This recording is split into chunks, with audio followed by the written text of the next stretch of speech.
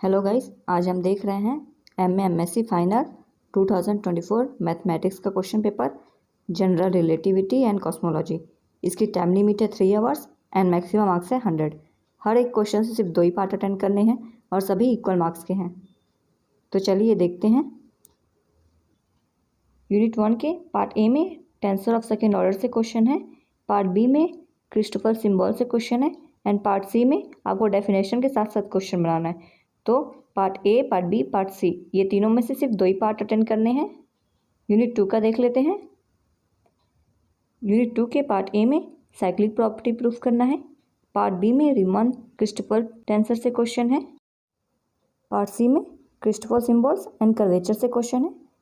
यहाँ से भी आपको सिर्फ 2 ही पार्ट अटेंड करने हैं। यूनिट 3 का देख लेते हैं।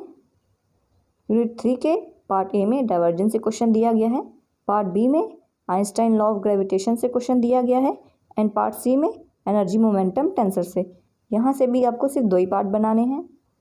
यूनिट 4 का देखते हैं। यूनिट 4 के पार्ट ए में आइंस्टाइन यूनिवर्स से क्वेश्चन दिया गया है, पार्ट बी में आइंस्टाइन स्पेस से क्वेश्चन दिया गया है,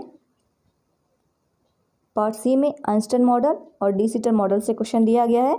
यहाँ से भी आपको सिर्फ 2 ही पार्ट अटेंड करने हैं। यूनिट 5 का देखते हैं। यूनिट 5 के पार्ट ए में आइंस्टाइन डी सिटर यूनिवर्स से क्वेश्चन है, पार्ट बी में 3 सब टॉपिक्स दिए गए हैं एंड पार्ट सी में नॉन स्टैटिक कॉस्मोलॉजिकल मॉडल से क्वेश्चन दिया गया है। यहाँ से भी आपको 2 ही पार्ट अटेंड करने हैं। सो आप इन क्वेश्चंस को नोट करके ज़रूर रखिएगा या फिर आप चाहें तो इसका स्क्रीनशॉट ले लीजिए। So all the best guys.